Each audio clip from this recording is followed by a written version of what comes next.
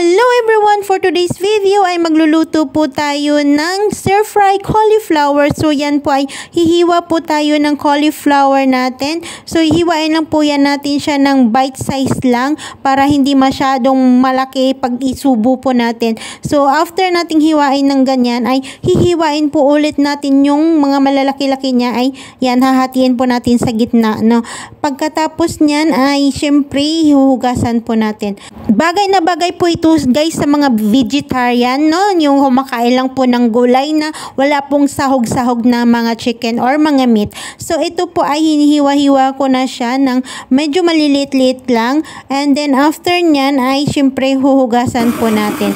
So mga ganyan na po yung hiniwa ko guys, tingnan nyo po. And then meron po akong tubig na prepare, ilagay po natin dyan at syempre ibabad po natin ng 30 minutes to 1 hour. And then after dyan ay syempre bago ko po muna ibinabad ay lagyan po muna natin ng asin. Yan at yan, ibababad na po natin.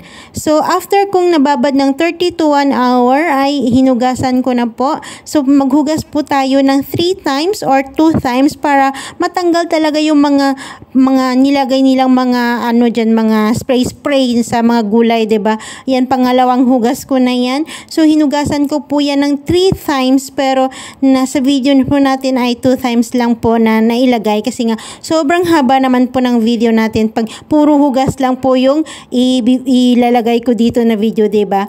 So after niyan ay tatanggalin po natin sa tubig, and after nating matanggal sa tubig i-drain natin ng konti. So ito na po yung ating ingredients, no? Meron lang po tayong 3 cloves na garlic at saka 3 slice na ginger. Yun lang po, at saka yung cauliflower natin. So napakadali po itong lutuin guys. Siyempre igisan nyo lang, okay na.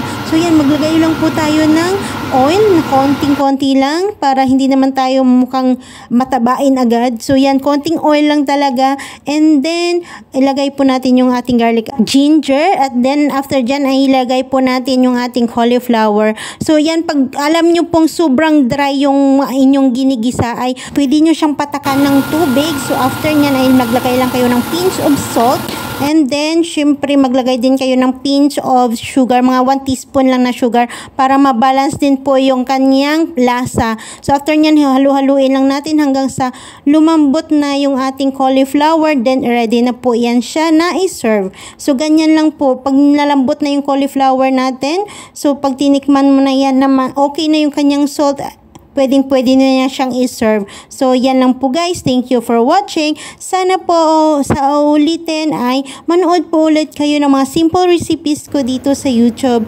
And sa mga kakunyang ko po, please like and subscribe na po ang aking YouTube channel. Thank you!